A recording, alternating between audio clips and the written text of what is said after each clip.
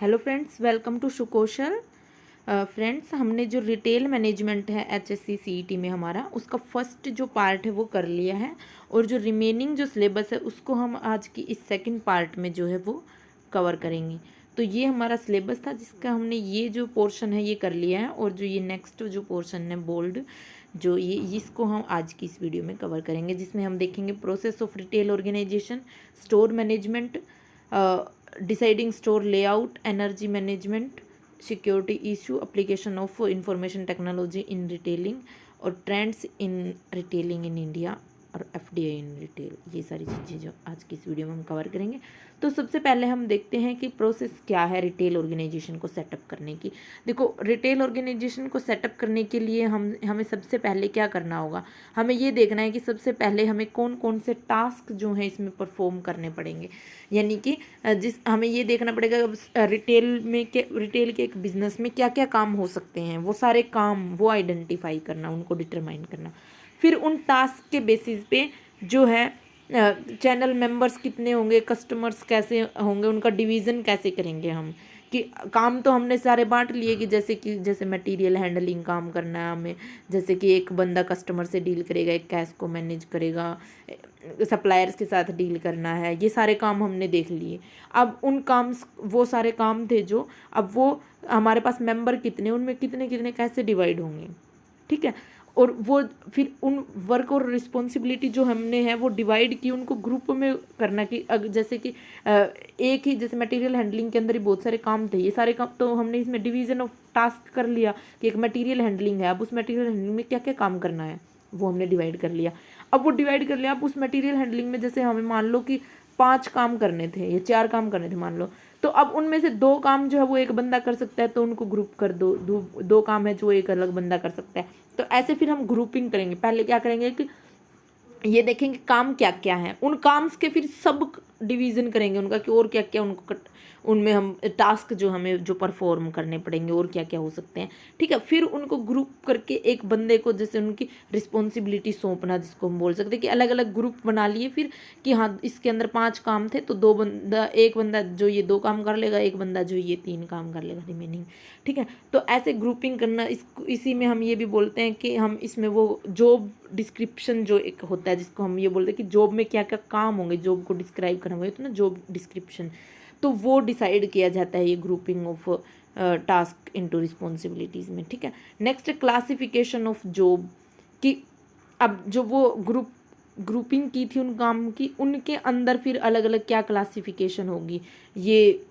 चीज़ देखेंगे फिर हम, ठीक है। उसके बाद करेंगे कि ऑर्गेनाइजेशनल चार्ट बनाना, कि हाँ ये देखो एक मेन बंदा है, इसके अंदर ये सब डिवीजन्स आ गए, इस सब डिवीजन के अंदर ये टास्क परफॉर्म होने ही, क्योंकि हमने ये सारी चीज़ें पहले कर ली कि कौन कौन से टास्क होंगे, उनकी ग्रुपिंग कर ली, क्लासिफिकेशन कर ली, पर्टिकुलर बंदे को उसकी रिस्पॉन्सिबिलिटी सौंप दी, जॉब डिस्क्रिप्शन उसका तैयार कर लिया, और उसके बाद हम क्या करेंगे ऑर्गेनाइजेशनल चार्ट बनाएंगे, डिसाइड करेंगे कौन सा ऑर्गेनाइजेशनल चार्ट, जो हमने पिछली वीडियो में देखे भी थे, बहुत सारे टाइप के ऑर्गेनाइजेशनल चार्ट्स होते हैं रिटेलिंग में, जैसे फंक्शनल चार्ट है, डिविजनल है, कैसे टाइप के ऑर्गेनाइजेशनल स्ट्रक्चर है, उस हिसाब से ऑर्गेनाइजेशनल स्ट्रक्चर का चार्ट डिसाइड करना,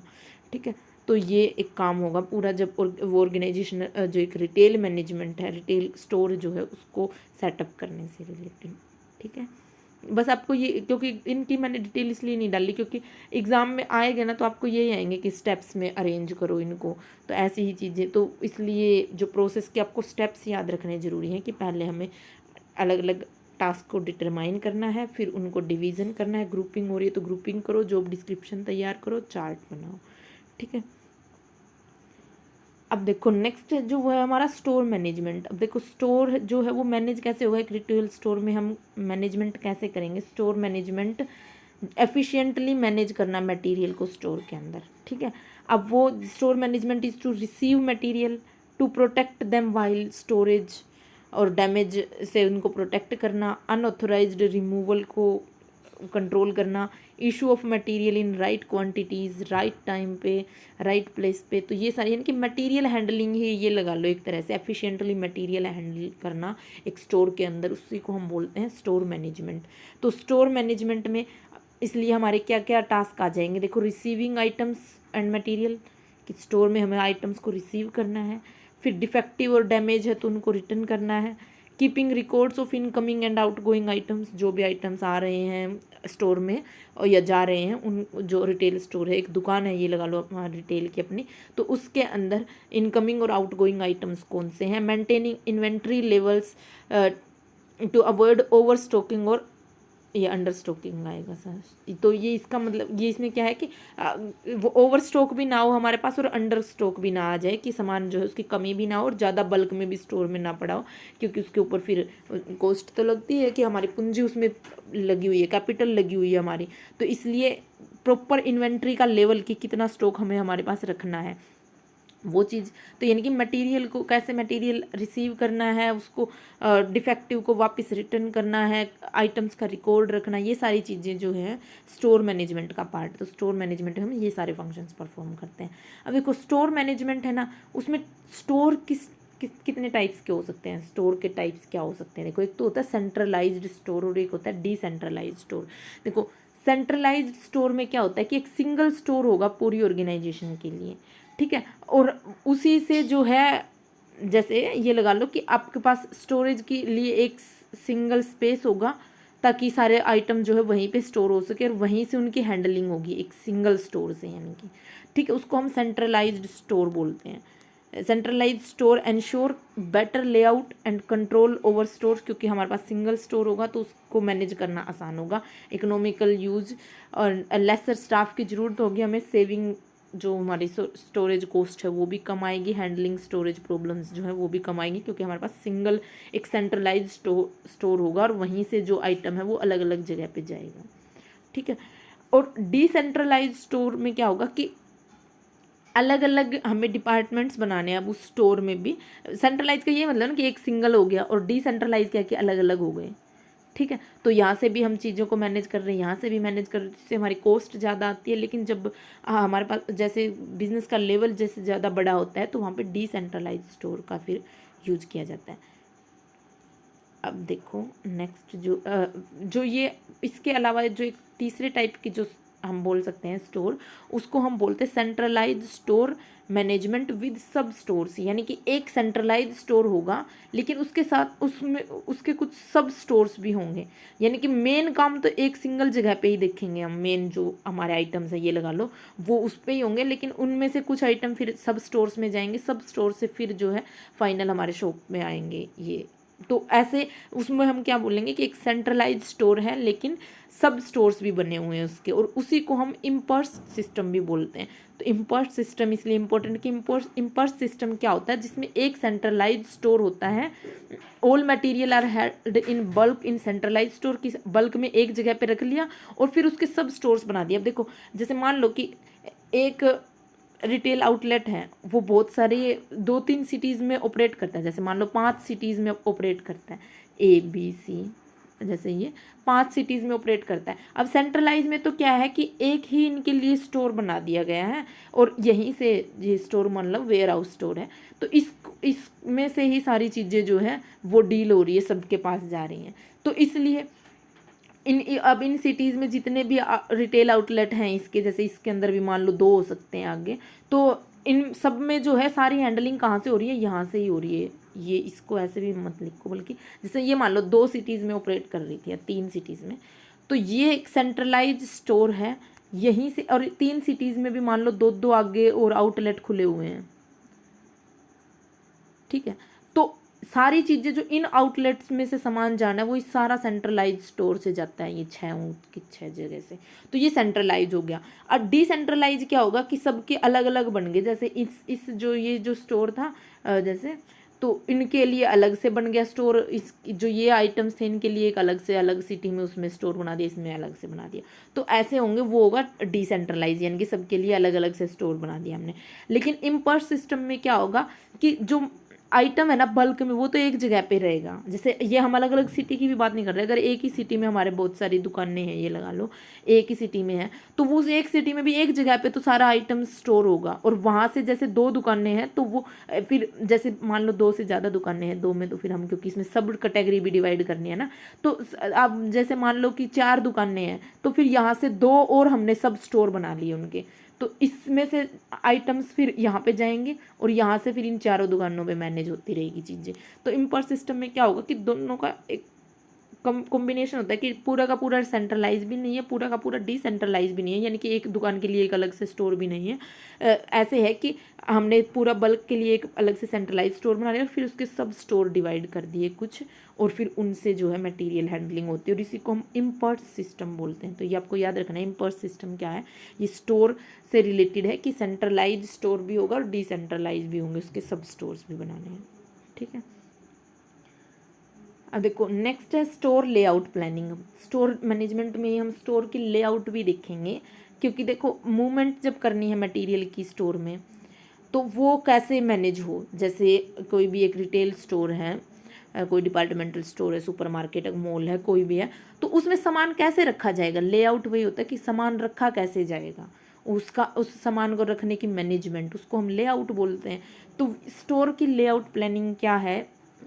process of combining aesthetic principles and psychological to produce layout keep customer engage with store, यानी कि कस्टमर एंगेज रहें स्टोर के साथ, कस्टमर को कन्वीनियंट लगे, कस्टमर ज़्यादा टाइम स्पेंड करें उस रिटेल शॉप में, कस्टमर ज़्यादा से ज़्यादा चीज़ें खरीदे, उनको दिखे ज़्यादा से ज़्यादा चीज़ें। तो वैसे चीज़ों को मैनेज करना, उसी को हम क्या बोलेंगे, स्टोर लेआउट प्लानिंग, उस हिसाब से करनी। अब स्टोर लेआउट के ना टाइप्स होते हैं बहुत सारे।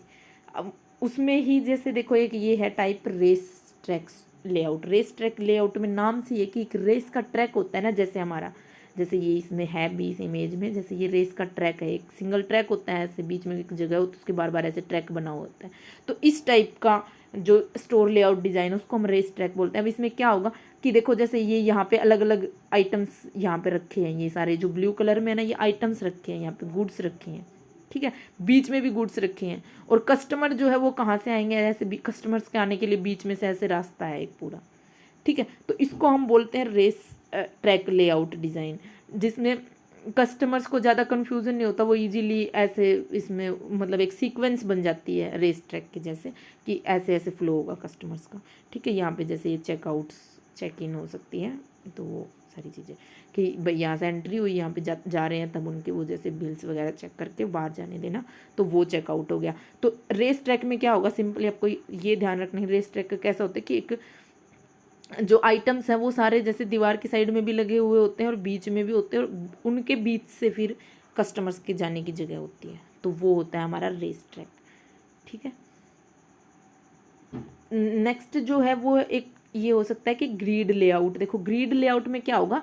कि सारी चीज़ें अच्छे से मैनेज होगी, एक यूनिफॉर्म पैटर्न होगा, जो यूनिफॉर्म, ये चीज़ याद रखनी है आपको, यूनिफॉर्म पैटर्न होता है ग्रिड लेआउट में। देखो जैसे इसमें शो भी हो रहा है इस इमेज में, जैसे देखो सारे के सारे आइटम, देखो एक यूनिफॉर्म पैटर्न है, यहाँ पे आइटम्स है, यहाँ पे आइटम है, जैसे बिल्कुल अच्छे से मैनेज है, बिल्कुल सीक्वेंस में ऐसे मैनेज है। और इनके बीच में से जो ये स्पेस है ना, यहाँ से ये जो डॉट्स भी दिख रही है येलो कलर की, ये क्या है कि कस्टमर्स मूव कर सकते हैं इजीली यहाँ आसपास से, ठीक है। तो इसमें देखो रेस ट्रैक में तो क्या था, सिंगल एक ही ट्रैक था, उस पे से ही कस्टमर्स जो हैं वो मूवमेंट कर सकते थे, और उनको जैसे दीवार की साइड आइटम्स थे और बीच में आइटम थे। लेकिन इसमें क्या है कि आइटम्स को ऐसे बीच में अरेंज किया, लेकिन एक यूनिफॉर्म पैटर्न में अरेंज किया, देखो बिल्कुल अच्छे से मैनेज करके एक यूनिफॉर्मिटी यानी कि सेम पैटर्न में जो है वो अरेंज कर रखे हैं सारे आइटम्स, और फिर उस हिसाब से कस्टमर जो है वो विजिट कर सकते हैं, ठीक है। तो ये ग्रिड लेआउट हो गया। नेक्स्ट जो है वो है डायगोनल लेआउट। देखो डायगोनल लेआउट किस लिए होता है, देखो इसमें इमेज में भी शो हो रहा है कि डायगोनल से बने होते हैं। ये डायगोनल्स किस लिए बने, ताकि कस्टमर को है ना बेटर विजिबिलिटी हो सके। जो सारी की सारी जो रैक्स लगे हुए हैं सामान के, जो सेल्फ्स लगी हुई हैं, वो सारी कस्टमर के लिए विजिबल हो, थोड़ा सा तिरछा करके रख देना, डायगोनल तिरछे होते हैं ना जैसे ऐसे, तो यानी कि तिरछे करके रख दी जाती हैं सारे रैक्स, ताकि कस्टमर आसानी से देख सके, कस्टमर को यहाँ से ये चीज़ें भी दिखाई दे दे, यहाँ ये भी दे दे, यहाँ से अगर वो जा रहा है तो उसको ये सारे आइटम, क्योंकि देखो अगर वो इस तरह से होंगे तो कस्टमर अगर यहाँ होगा तो उसको ये सारे आइटम्स नहीं दिखेंगे। अब देखो अब इसमें क्या होगा, कस्टमर यहाँ जा रहा है, आइटम यहाँ रखे हैं, तो उसको सारे दिखाई दे रहे हैं, क्योंकि वो थोड़े तिरछे हो गए उसकी साइड, जैसे यहाँ थे सिंगल लाइन में आइटम, तो वो इतने दिख नहीं रहे थे, कस्टमर को यहाँ विजिट करना पड़ रहा था। तो कस्टमर के लिए और कन्वीनियंट करने के लिए उनको थोड़ा सा तिरछे कर दिए सारे के सारे, ताकि कस्टमर यहाँ से जाए जब इस रास्ते से, तब उसको सारे आइटम्स दिख जाए अलग से। तो इसको हम बोलते हैं फिर ये डायगोनल लेआउट, जिसमें जो है थोड़े से इनको डायगनल की शेप में, जो रैक्स जो हैं वो डायगनल की शेप में रखे जाते हैं, थोड़े तिरछे रखे जाते हैं, ताकि कस्टमर के लिए विजिबिलिटी आसान हो सके। आपको इनमें ये स्टोर लेआउट, इनमें बस आपको ये ऐसे वर्ड्स ही ध्यान रखने हैं कि बेटर विजिबिलिटी के लिए कस्टमर्स के लिए कौन सा लेआउट होता है, तो डायगनल लेआउट होता है। जो एक यूनिफॉर्म पैटर्न में जब अरेंज किया जाता है तो क्या होता है, वो ग्रिड लेआउट होता है। ठीक है, अब नेक्स्ट जो है वो है एंगुलर लेआउट। देखो एंगुलर लेआउट में क्या होगा कि जब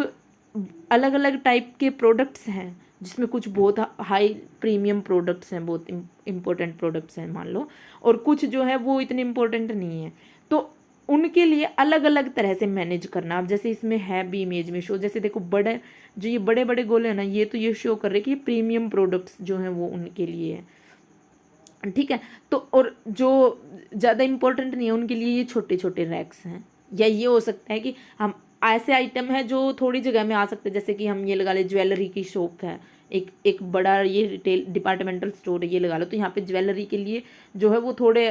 जगह पे आ जाती है, तो उनके लिए थोड़ी जगह, जो और बड़े आइटम्स हैं उनके लिए बड़ी जगह फिर, तो इसलिए वो आइटम्स के उनके साइज के अकॉर्डिंग, या फिर हाईलाइट करना कि प्रीमियम प्रोडक्ट्स को हाईलाइट करना, तो उनके लिए अलग से ज़्यादा स्पेस दे दिया उनको प्रीमियम प्रोडक्ट्स को। तो इस तरह से प्रोडक्ट के करेक्टरिस्टिक्स के अकॉर्डिंग, इनके प्रोडक्ट के टाइप के अकॉर्डिंग उनको, उनके अकॉर्डिंग का उनको स्पेस देना उन प्रोडक्ट्स को, तो उसको हम बोलेंगे एंगुलर लेआउट्स। ठीक है, क्योंकि इसमें देखो हर प्रोडक्ट के लिए अलग अलग शेप की जो है शेप दे दिया कि हाँ इसमें ये छोटा है तो इसमें कम इम्पोर्टेंट है, या ये लगा लो इसमें ज़्यादा इंपॉर्टेंट चीज़ें तो उनको अलग से थोड़ी जगह पे आ सकती है, तो उनको थोड़ी जगह पे मैनेज कर दिया, ज़्यादा पे आ सकते तो उनको ज़्यादा पे मैनेज कर दिया, तो उसको हम बोलेंगे एंगुलर लेआउट। नेक्स्ट जो है वो है मिक्स फ्लोर प्लान। देखो इसमें जो सारे जो हमने ये पढ़े हैं कि जो ग्रिड लेआउट, रेस ट्रैक, सबको मिक्स करके भी लेआउट हो सकता है किसी का। जैसे सुपरमार्केट्स, बड़ी जो हाइब्रिड मार्केट जिनको हम बोलते हैं, वो जो स्टोर होते हैं हाइब्रिड स्टोर्स, हाइपर मार्केट जिसको हम बोलते हैं, वो हाइपर मार्केट, तो ऐसे जो मार्केट्स हैं उसमें है ना मिक्स फ्लोर प्लान या मिक्स लेआउट भी यूज किया जाता है, जिसमें क्या होगा कि रेस ट्रैक भी होगा। अब देखो रेस ट्रैक के जैसे इसमें सारे दीवार की साइड भी लगी हुई हैं चीज़ें, लेकिन बीच में से भी लगी हुई, और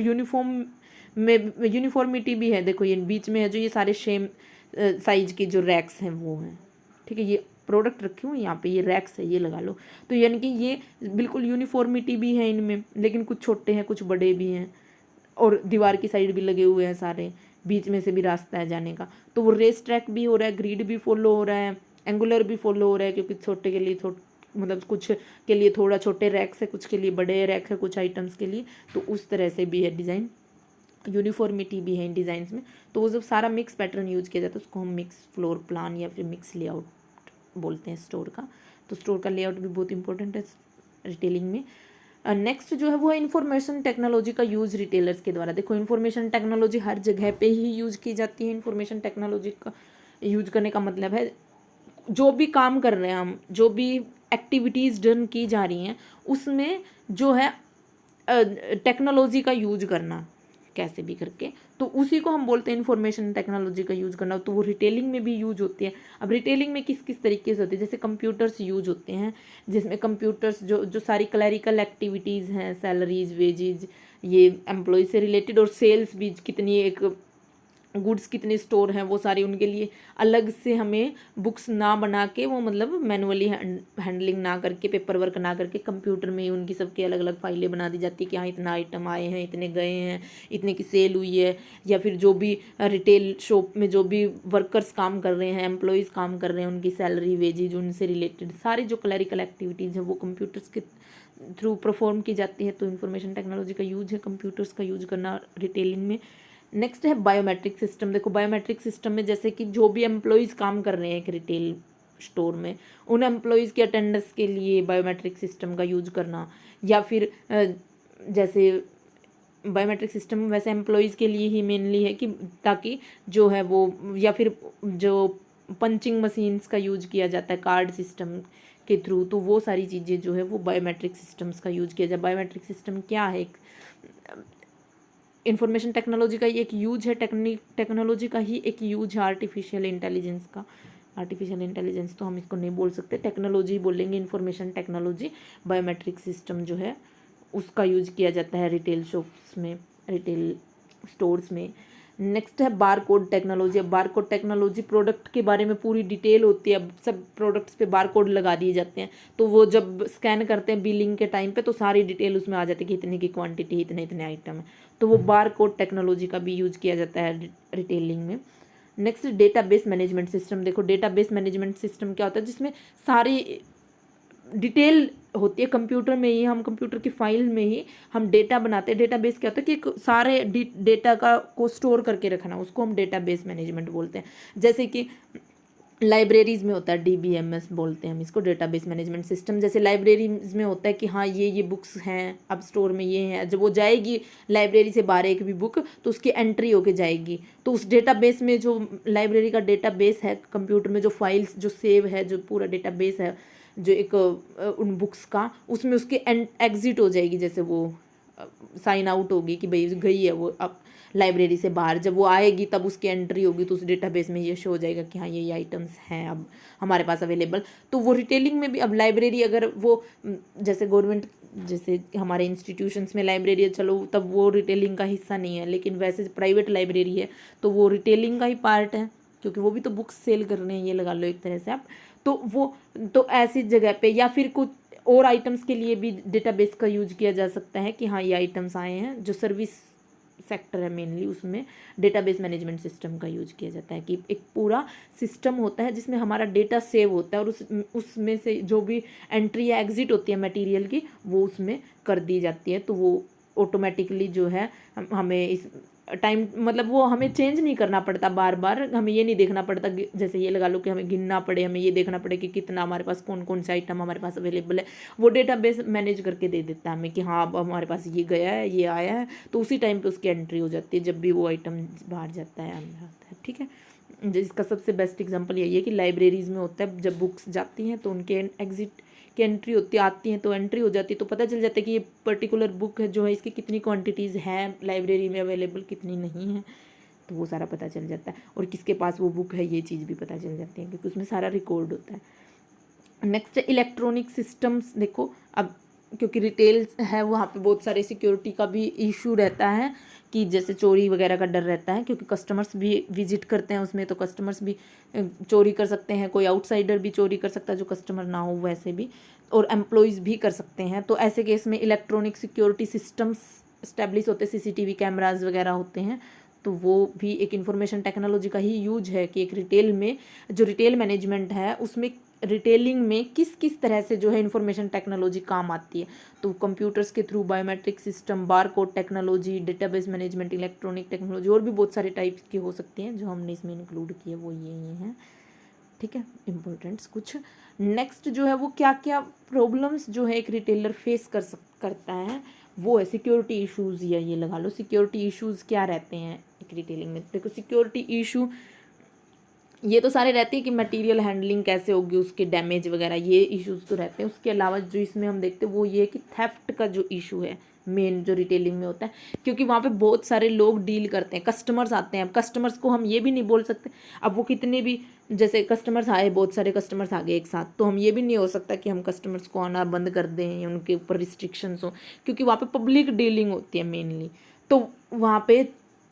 चोरी का जो रिस्क है, ये लगा लो थेफ्ट का जो रिस्क है, सिक्योरिटी का रिस्क वो ज़्यादा होता है। तो वो ही देखो, एक तो होता है, इसको हम दो तरह से देखो, एक तो होती है शॉप लिफ्टिंग, एक होती है theft by employ. Shoplifting में क्या है कि आउटसाइडर कोई चोरी करे, एम्प्लॉय में तो एम्प्लॉय चोरी करे वो हो गया। दूसरा क्या है कि बाहर का वो कस्टमर भी हो सकते हैं, या फिर जो वैसे जो हम बोलते हैं जिनको लुटेरे वगैरह, जो मतलब किसी दुकान पे जैसे हमला बोल के चीज़ छीन लेते जैसे बैंक में करते हैं वैसी चीज़ें, तो उसको भी उसको भी बोल सकते हैं। शॉप लिफ्टिंग का मतलब यही है कि चोरी करना दुकान में से किसी में से, तो उसको हम बोलते हैं शॉप लिफ्टिंग। ये शॉप लिफ्टिंग उस एक वर्ड है, मतलब शॉप लिफ्ट जैसे हम जैसे जेब काटना जैसे एक वर्ड होता है ना, तो वैसे ही शॉप लिफ्टिंग यानी कि शॉप में से चोरी करना। तो जब वो आउटसाइडर करते हैं तो वो शॉप लिफ्टिंग होती है, या फिर एम्प्लॉयज़ भी कर सकते हैं चोरी। तो ये रिस्क है, और इनको रिस्क को कम करने के लिए क्या करना चाहिए, वही इलेक्ट्रॉनिक सिस्टम लगाओ, CCTV कैमराज, या फिर एम्प्लॉयज़ को मोटिवेट करो, एम्प्लॉयज़ ये अगर चोरी कर रहे हैं तो अब देखो जो एम्प्लॉयज़ जो चोरी करते हैं ना उसमें एक वर्ड होता है स्वीट हर्टिंग। ये स्वीट हर्टिंग मैंने इसमें यूज भी किया इसमें। देखो स्वीट हर्टिंग का क्या मतलब है, स्वीट हर्टिंग एक ऐसे है कि वो वैसे तो चोरी नहीं होगी, लेकिन जो एम्प्लॉयज़ है वो क्या करेंगे, जब उनको ये दिखेगा कि ये जो पर्टिकुलर प्रोडक्ट है ना ये बहुत अच्छा है, जैसे सस्ते में मिल रहा है और अच्छा मिल रहा है, तो वो क्या करेंगे उसको छुपा देंगे और खुद के लिए या खुद के फैमिली मेम्बर्स के लिए, खुद के फ्रेंड्स के लिए उसको छुपा देंगे कस्टमर से, तो ताकि कस्टमर्स का उसके ऊपर ध्यान ना पड़े और कस्टमर उसको ना खरीद पाए, जो नॉर्मल कस्टमर है, और जो उनके जानकार कस्टमर है यानी कि उनके खुद के फैमिली मेम्बर्स या फ्रेंड्स जो है उनको वो प्रोडक्ट दे सकें। वैसे तो वो उस प्रोडक्ट की चोरी नहीं कर रहे हैं, लेकिन वो उस प्रोडक्ट को बाकी कस्टमर्स को ना बेच के सिर्फ अपने फैमिली मेम्बर्स या फ्रेंड्स को बेच रहे हैं, क्योंकि उनको उसके प्रोडक्ट के बारे में पता है। तो ऐसे जैसे कई बार ऑफर पे आते हैं कोई प्रोडक्ट, ऑफर जैसे कोई सेल निकली हुई है किसी पर्टिकुलर रिटेल स्टोर में, तो वो जो एम्प्लॉयज़ है वो क्या करेंगे उस सेल के टाइम पे, जो उनको ये लगेगा ना कि ये सबसे महंगा प्रोडक्ट है और ये इतने सस्ते में मिल रहा है अब सेल में, तो वो एम्प्लॉयज़ उसको छुपा लेंगे और अपने फिर फैमिली फ्रेंड्स को देंगे। तो ऐसी जो चीज़ होती है उसको हम बोलते हैं स्वीट हर्टिंग। तो ये स्वीट हर्टिंग वर्ड याद रखना आपको, ये एम्प्लॉयज़ की चोरी से रिलेटेड ही है, वो बस वो डायरेक्टली चोरी नहीं करते, वो उन आइटम्स को छुपा लेते हैं या फिर ताकि फिर जो अपने जो फैमिली मेम्बर्स या फ्रेंड्स हैं उनको बेच सके वो चीज़ें। ठीक है, नेक्स्ट जो है वो है ट्रेंड्स रिटेलिंग में क्या है इंडिया में। देखो इन जो रिटेलिंग है, रिटेलिंग बिजनेस है वो बढ़ रहा है, हम देख भी रहे हैं कि देखो अब जो ये जो ऑर्गेनाइज, देखो रिटेलिंग दो तरह से होता है, एक तो होता है ऑर्गेनाइज रिटेलिंग और एक अनऑर्गेनाइज रिटेलिंग। ऑर्गेनाइज रिटेलिंग क्या था, जो अब तक हम ये पढ़ रहे थे ना, ये सारी चीज़ें बिल्कुल अच्छे से मैनेजमेंट ऐसे ही होती है ना, कि जिसमें लेआउट भी अच्छे से ऐसे डिसाइड हुआ, स्टोर मैनेजमेंट कैसे हुई, ऑर्गेनाइजेशनल चार्ट बनाया, ये किया ये किया, ये किस में करते हैं, ये सारे काम ऑर्गेनाइज्ड रिटेलिंग में होते हैं, जहाँ पर चीज़ें बिल्कुल ऑर्गेनाइज तरीके से हो रही हैं। और अनऑर्गेनाइज्ड रिटेलिंग कौन सी होती है, जैसे हमारे आसपास की जो दुकानें होती हैं, मार्केट में भी लगा लो, या जो दुकानें हैं वो क्या है अनऑर्गेनाइज्ड रिटेलिंग, वो कहीं पे रजिस्टर्ड नहीं है, रजिस्ट्रेशन वगैरह नहीं होता उनका, लेकिन ऑर्गेनाइज का होता है, उनको सारी प्रॉपर सारी चीज़ें फॉलो करनी पड़ती है, जीएसटी वगैरह का भी सारा सिस्टम होता है, लेकिन अनऑर्गेनाइज में ऐसा नहीं होता, और उनको इतनी उनका जो स्केल है वो भी इतना बड़ा नहीं होता अनऑर्गेनाइज का, ऑर्गेनाइज का स्केल बड़ा होता है, तो इसीलिए उनको ऑर्गेनाइज करके चलनी पड़ती है चीज़ें। तो अब जो इंडिया में जो है ऑर्गेनाइज रिटेलिंग का आप देख रहे होगे कि बहुत ज़्यादा ट्रेंड में है, क्योंकि जो ये इलेक्ट्रॉनिक रिटेलिंग आई है जब से, जैसे ये फ्लिपकार्ट अमेज़ोन वगैरह, तो इनसे क्या हुआ है कि ऑर्गेनाइज रिटेलिंग का या ई रिटेलिंग का जो ट्रेंड है वो इंडिया में भी बढ़ा है, बहुत ज़्यादा बढ़ा है, क्योंकि इंडिया तो इतनी ज़्यादा पॉपुलेशन है, तो इतने ज़्यादा कस्टमर्स हैं, तो वो सारे कस्टमर्स अट्रैक्ट कर रहे हैं रिटेलर्स को, और गवर्नमेंट भी उनके अकॉर्डिंग ही कर रही है, जैसे हम आगे देखें भी FDI इन रिटेलिंग में। तो ट्रेंड्स जो इंडिया में रिटेलिंग के है वो क्या है, तो वो समझ लेते हैं। तो वो सबसे पहला उसमें यही है कि ऑर्गेनाइज रिटेलिंग से, सॉरी, जो अनऑर्गेनाइज रिटेलिंग है उससे ऑर्गेनाइज रिटेलिंग की ओर शिफ्ट हो रहे हैं रिटेल बिजनेसेस, क्योंकि वो सारे देख रहे हैं कि ऑर्गेनाइज रिटेलिंग में हम अच्छे से ऑर्गेनाइज करके मैनेज करके चीज़ों को चलते हैं तो अच्छा प्रॉफिट होता है, तो वो सारे बिजनेसेस हैं वो ऑर्गेनाइज रिटेलिंग की तरफ शिफ्ट हो रहे हैं। स्टोर डिज़ाइन जो है वो बिगेस्ट, जैसे स्टोर डिज़ाइन वो में भी चेंज आ रहे हैं, स्टोर डिज़ाइन में, स्टोर डिज़ाइन में कैसे चेंजेस आ रहे हैं कि पहले जो है स्टोर लेआउट पे इन पे इतना ध्यान नहीं देते थे रिटेलर्स, लेकिन अब वो जैसे जैसे ये चाहते हैं कि कस्टमर्स उन्हीं के पास आए, कंपटीटर के कंपैरिजन में वो कैसे और बेटर बना सकते हैं अपने आप को, तो वो स्टोर डिज़ाइन को भी इम्प्रूव करते हैं, वो ऐसा स्टोर डिज़ाइन बनाना प्रेफर करते हैं जिसमें कस्टमर ज़्यादा से ज़्यादा टाइम स्पेंड करे, ज़्यादा से ज़्यादा शॉपिंग करे, वो सोच के भी ना आया हो वैसी चीज़ें भी खरीद के जाए। तो इसलिए फिर उनको स्टोर का डिज़ाइन, स्टोर का लेआउट जो है, उसका आउटर लुक, उसका इनसाइड में लेआउट, क्योंकि देखो स्टोर के, अब वो आपके सिलेबस में नहीं है उस वैसे होता है, ये भी देखते हैं कि स्टोर के आउटसाइड कैसा एरिया है, बाहर से फ्रंट से विंडो शॉपिंग कैसी हो रही है, मतलब जो एकदम देखते ही जो लुक होता है स्टोर का बाहर से वो कैसा है, और फिर इंटीरियर कैसा है, इंटीरियर यानी कि जैसे लेआउट हो गया या फिक्सचर फर्नीचर्स जो है स्टोर के अंदर वो कैसी हैं, तो वो सारी चीज़ें भी ध्यान रखना। तो वो स्टोर डिज़ाइन में भी ट्रेंड चेंजेस आ रहे हैं इंडिया में भी, कि जो स्टोर लेटेस्ट या ये लगा लो इनोवेटिव स्टोर डिज़ाइंस जो हैं वो लेके आ रहे हैं रिटेलर्स, ताकि कस्टमर्स उन्हीं के पास आएँ, उनके पास ज़्यादा से ज़्यादा टाइम स्पेंड करें स्टोर में, क्योंकि जितना ज़्यादा टाइम स्पेंड करेंगे उतने ज़्यादा कुछ ना कुछ तो खरीद के ही जाएंगे। तो इसलिए नेक्स्ट कंपटीशन तो बढ़ ही रहा है, और जो ये डिपार्टमेंटल डिस्काउंट स्टोर्स आ रहे हैं, सुपर मार्केट्स आ रही हैं, ये चाहते हैं कि कस्टमर्स को सारी चीज़ें उन्हीं के पास से मिल जाए, और इसीलिए इन चीज़ों का ट्रेंड आया है कि डिपार्टमेंटल स्टोर, सुपर मार्केट्स, ताकि एक कस्टमर एक बार एक दुकान में आए तो वहीं से सारा सामान खरीद के ले जाए, उसको सारी चीज़ें मिल जाए वहीं पे। तो इसलिए कंपटीशन बढ़ रहा है। नेक्स्ट जो है न्यू फॉर्म ऑफ रिटेलिंग। अब ये न्यू फॉर्म ऑफ रिटेलिंग यही है कि ये मॉल्स वगैरह है, जो डिस्काउंट स्टोर्स जो हैं, सुपर मार्केट्स हैं, ये ज़्यादा ट्रेंड में आ रही हैं। मॉल्स ज़्यादा ट्रेंड में आ रहे हैं क्योंकि कस्टमर्स जो रिटेलर्स हैं वो क्या चाहते हैं कि सारी चीज़ें जो है वो कस्टमर उन्हीं के पास से खरीद ले सारी चीज़ें। एक बार कस्टमर उनको मिल गया तो उसको जो भी कस्टमर्स की नीड्स है ना, उनको सबको डिमांड में कन्वर्ट कर दो। ये हमने मार्केटिंग में देखा था ना कि एक मार्केटर क्या करता है, जो कस्टमर की नीड होती है ना उसको डिमांड में कन्वर्ट करने का काम करता है। वो नीड से फिर वांट में भी बदलनी है, अभी वांट में फिर और चीज़ें, विलिंगनेस टू पे, फलाना दिखाना, ये सारी चीज़ें लगा के जो है वो डिमांड में कन्वर्ट करवानी है। तो वो डिमांड में कन्वर्ट करवाने के लिए वो नए नए तरीके ढूंढते हैं। तो वो नए नए तरीके, जैसे मॉल्स हो गए, तो वहाँ पे कस्टमर को सारे एक्सपीरियंस एक जगह पे मिलेगा। ठीक है, बहुत सारी अलग अलग तरह की दुकानें होंगी, अलग अलग उस मॉल में अलग अलग ब्रांड की शॉप्स होंगी। तो इसलिए नए फॉर्म ऑफ रिटेलिंग जो है वो अमर्ज होके आ रही हैं। Next technology. टेक्नोलॉजी का तो यूज हो ही रहा है, और ये टेक्नोलॉजी के यूज से ही जो ऑर्गेनाइज्ड सेक्टर के जो रिटेलर्स हैं, वो ऑर्गेनाइज्ड रिटेलिंग जो है वो ज़्यादा बढ़ रहा है, और नॉन स्टोर रिटेलिंग है जो उसको प्रेफरेंस मिल रही है। ये जो स्टोर रिटेलर्स भी है ना, जो अपनी दुकान खोल के बेचते हैं, वो भी ये चाहते हैं कि वो नॉन स्टोर रिटेलिंग भी साथ के साथ करें। टेक्नोलॉजी का यूज करके वो ऑनलाइन भी सेल करें, ऑफलाइन तो वो बेच ही रहे हैं अपनी दुकान खोल के। तो वैसी चीज़ें, तो नॉन स्टोर रिटेलिंग को भी प्रेफरेंस मिल रही है टेक्नोलॉजी की एडवांसमेंट के कारण। और नेक्स्ट है कंज्यूमर बाइंग बिहेवियर। अब देखो, रिटेलर जो है वो पहले क्या सोचते थे कि कस्टमर्स का जो बिहेवियर है, कंज्यूमर का जो बिहेवियर है, कंज्यूमर की जो प्रेफरेंस है, वो तो मैन्युफैक्चरर देखे कि भाई कस्टमर क्या चाहते हैं, उसके अकॉर्डिंग प्रोडक्ट बना दो। अब कस्टमर तो फिर वैसा प्रोडक्ट खरीदेगा ही, और हमें तो हमारा काम तो सिर्फ बेचना है। लेकिन अब ऐसा नहीं है, रिटेलर्स भी खुद से ये देखते हैं कि कस्टमर बाइंग बिहेवियर कैसा है, कस्टमर किन प्रोडक्ट को जो है वो खरीद रहा है, किस तरह से वो खरीद रहा है, वो उस खरीदने का तरीका भी क्या है, उसका पैटर्न क्या, वो क्या ये देख रहा है कि उसको कन्वीनियंट है, वो चीज़ें सस्ती चीज में मिल रही है, वो ये चीज़ देख रहा है, या क्या चीज़ देख रहा है कस्टमर। मतलब कस्टमर एक चीज़ को खरीद रहा है तो वो कैसा बिहेव शो कर रहा है। अब वो बिहेवियर रिटेलर के लिए भी इम्पोर्टेंट है, तो वो रिटेलर भी उसकी इम्पोर्टेंस समझने लगे हैं कि अब तुम्हें ऐसे ही, जैसे ये देखना कि पहले कस्टमर कौन से हैं, उन कस्टमर्स के किस तरह के आइटम्स पसंद हैं, तो आप अपने रिटेल स्टोर में वैसे ही आइटम्स रखो, किन ब्रांड्स के पसंद है उन्हीं ब्रांड्स के रखो। तो वो इसलिए वो उनको कैसे पता चलेगा, उनको भी ये देखना पड़ेगा ना कि कस्टमर का बाइंग बिहेवियर कैसा है। तो पहले जो बाइंग बिहेवियर को इग्नोर करते थे रिटेलर्स, अब वो ऐसा नहीं है, रिटेलर्स बाइंग बिहेवियर को भी कंसीडर कर रहे हैं कस्टमर्स के। नेक्स्ट है एंटरटेनमेंट। अब देखो, एंटरटेनमेंट को भी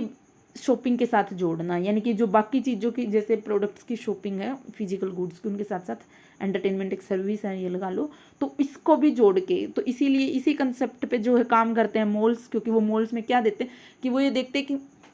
कस्टमर आ रहा है तो उसको ये लगा लो अलग अलग तरीके से कैसे लूटा जा सकता है, ये लगा लो मैं बेसिकली। तो यानी कि एक कस्टमर आ गया तो उसको वो प्रोडक्ट तो खरीद के जाएगा ही, उसके साथ साथ उसको और भी चीज़ें सेल कर दो, और चीज़ें सेल करके, जैसे मिनी थिएटर्स, चिल्ड्रंस प्ले, जैसे ये हंटर हाउस वगैरह होते हैं। तो वो एक मॉल में आपको बहुत सारी फैसिलिटीज़ मिल जाती हैं, वाटर पार्क्स भी मिल जाएंगे। तो वो सारी चीज़ें, यानी कि एंटरटेनमेंट भी साथ में जोड़ना, गुड्स के साथ साथ एंटरटेनमेंट को भी जोड़ना, वो भी रिटेलर्स कर रहे हैं साथ के साथ, ताकि जो वो कस्टमर्स है वो सिर्फ एक पर्टिकुलर प्रोडक्ट खरीदने ही ना आए, वो इंजॉय करने आए, और इंजॉय करने के साथ साथ वो अपनी शॉपिंग भी कर जाएं, यानी कि प्रोडक्ट भी सेल हो जाएं और एंटरटेनमेंट के थ्रू भी हम जो सेल कर रहे हैं वो तो कर ही रहे हैं। ठीक है, तो ये कुछ नए ट्रेंड्स हैं, ये लगा लो चेंज है जो रिटेल बिजनेसेस में, रिटेल इंडस्ट्री में जो है वो आ रहे हैं इंडिया में भी। नेक्स्ट जो है वो है एफडीआई इन रिटेलिंग। अब एफडीआई इन रिटेलिंग को समझने से पहले ये देख लेते हैं एफडीआई होता है क्या है। देखो, एफडीआई क्या है, फॉरेन डायरेक्ट इन्वेस्टमेंट, जो क्या है, इन्वेस्टमेंट मेड बाय फर्म और individual in one country into business interest located in another country, यानी कि एक देश के लोग या एक देश की कंपनी, फर्म दूसरे देश में जब कुछ इन्वेस्ट करती है तो उसको हम बोलते हैं एफडीआई। तो वो क्या हो सकता है कि डायरेक्टली किसी का बिजनेस परचेज करना भी हो सकता है, डायरेक्ट उसमें इन्वेस्ट करना, बेसिकली उस बिज़नेस में इन्वेस्ट करना, उसको ही हम बोलते हैं एफडीआई की। दूसरे देश की कंपनी में बिजनेस, या तो अपना खुद का ही जाके वहाँ पे खोलना, उसको भी हम एफडीआई बोलेंगे। बेसिकली बात क्या है कि दूसरे देश में जाके भी बिजनेस करना, वो अब वो बिजनेस चाहे वहाँ पे जाके कर लो, वहाँ पे पैसा लगा के कर लो, तो उसको हम बोलते हैं एफडीआई। ठीक है, अब जो एफडीआई है ना, उसके रूट्स क्या हैं? रूट्स का मतलब कि एफडीआई कैसे एक कंट्री में एफडीआई जो है वो आती है। जो इंडिया में है वो दो तरीके से आती है एफडीआई, एक तो ऑटोमेटिक रूट और एक है गवर्नमेंट रूट। ऑटोमेटिक रूट का मतलब है कि गवर्नमेंट से अप्रूवल नहीं लेना, जितनी भी इन्वेस्टमेंट करनी है कोई भी बाहर का बंदा आके इंडिया में कर सकता है। ठीक ठीक है, उसको कोई आरबीआई से या फिर मिनिस्ट्री ऑफ होम अफेयर से, इनसे जो है अप्रूवल की ज़रूरत नहीं होती, तो वो होता है ऑटोमेटिक रूट। और गवर्नमेंट रूट दूसरा होता है। गवर्नमेंट रूट का मतलब है कि गवर्नमेंट से अप्रूवल लेना पड़ेगा पहले कि आप इस पर्टिकुलर बिजनेस में इतने % जो है इन्वेस्ट करना चाह रहे हो, तो उसके लिए फिर परमिशन अगर मिलेगी तो आप कर सकते हो, नहीं कर सकते। अब जो ऑटोमेटेड रूट है गवर्नमेंट रूट, इनमें ये नहीं है कि आपको 100% ही किसी में 100% ऑटोमेटेड है, ऐसा नहीं है। किसी में हो भी सकता है 100% है। देखो, जो ऐसे आइटम्स हैं जिनमें जो नॉन क्रिटिकल है, यानी कि जिनमें ज़्यादा ज़रूरत नहीं है गवर्नमेंट के इंटरफेरेंस की, तो ऐसे आइटम्स में गवर्नमेंट 100% ऑटोमेटिक रूट से कर देती है कि ऑटोमेटिकली उन आइटम्स में जो है मतलब कि कोई भी इन्वेस्टर आके इन्वेस्ट कर सकता है, बाहर का इन्वेस्टर। ठीक है, तो वो ऑटोमेटिक रूट में। और ऐसे भी हो सकता है कि 49% तक तो डायरेक्टली कर सकते हैं, उसके बाद अगर करना है तो गवर्नमेंट से अप्रूवल लेना पड़ेगा हर चीज़ के लिए। जैसे हर आइटम्स के लिए अलग अलग ये लिमिट फिक्स की हुई है गवर्नमेंट ने कि इतना ऑटोमेटिक रूट से कर सकते हैं, इतना गवर्नमेंट रूट से कर सकते हैं, या इतना कर ही नहीं सकते, या सिर्फ गवर्नमेंट से ही कर सकते हैं, या फुल्ली ऑटोमेटिक रूट से भी कर सकते हो 100%। तो हर आइटम के लिए अलग अलग है वो। ठीक है, अब गवर्नमेंट रूट से जब करना है तो वो इन जो गवर्नमेंट के डिपार्टमेंट है, जिसको हम, ये नाम है department of promotion of industry and internal trade, देखो इससे जो है परमिशन लेनी पड़ती है। ये मिनिस्ट्री ऑफ कॉमर्स और इंडस्ट्री के अंदर आता है ये डिपार्टमेंट। आपको ये नाम याद रखना है, department for promotion of industry and internal trade. इनसे अप्रूवल लेना पड़ेगा गवर्नमेंट रूट में। और ऑटोमेटिक रूट में तो ये किसी से रिक्वायरमेंट नहीं है, ना तो आरबीआई से लेने की ज़रूरत है, ना एमएचए से लेने की ज़रूरत है। और इनमें इनसे हो सकता है सिंगल विंडो क्लियरेंस रूट, ये फॉरेन इन्वेस्टमेंट इंस्टीट्यूशनल पोर्टल से लिया जा सकता है। ठीक है, अब हम बात करते हैं कि रिटेल में क्या है एफडीआई का इंडिया में। देखो, गवर्नमेंट ने जो है एफडीआई ये 2020 तक की अपडेटेड मैं बता रही हूँ आपको ये डेटा। देखो 2020 तक में क्या है कि एफडीआई जो है 100% गवर्नमेंट ने ऑटोमेटिक रूट से परमिशन दे रखी है। किस किस एरिया में? सेल ऑफ कोल और coal for mining activities including associated processing infrastructure, यानी कि जो कोल से रिलेटेड है, कोल की सेल करना, उसमें 100% एफडीआई इंक्लूड है कि 100% ऑटोमेटिक रूट से है कि जो कोई भी फॉरनर इंडिया में कोल सेल करना चाहता है, कोयला जो है वो सेल करना चाहता है, या कोयला माइनिंग की से रिलेटेड जो भी एक्टिविटी है उनमें कुछ इन्वेस्ट करना चाहता है, तो उसको किसी से अप्रूवल लेने की ज़रूरत नहीं। वो पूरा के पूरे बिजनेस में, जैसे कि उस बिज़नेस में 100 करोड़ लग रहे हैं, 50 करोड़ लग रहे हैं, वो पूरे का पूरा एक बाहर का बंदा भी लगा सकता है उसमें पैसे, तो ऑटोमेटिक रूट से वो 100% एफडीआई होगी। ठीक है, दूसरा क्या है कि government has allowed 100% FDI through automatic route for contract manufacturing. Contract manufacturing के लिए भी, कि कॉन्ट्रैक्ट मैन्युफैक्चरिंग क्या है कि मैन्युफैक्चरिंग इंडिया में होगी, वो दूसरा जो एक बाहर की कंपनी है वो इंडिया के किसी मैन्युफैक्चरर से कॉन्ट्रैक्ट करके अपना जो आइटम है वो इंडिया में मैन्युफैक्चरिंग करवा रही है उसकी, तो उसको हम बोलेंगे कॉन्ट्रैक्ट मैन्युफैक्चरिंग। यानी कि एक कंपनी मैन्युफैक्चरिंग कंपनी हमारे इंडिया में, बाहर की कंपनी कोई और है, वो पैसा लगा रही है उस या कॉन्ट्रैक्ट कर रही है उसके साथ कि मैन्युफैक्चर करके हमारे इंडिया में मैन्युफैक्चर करके देंगे उनको, फिर वो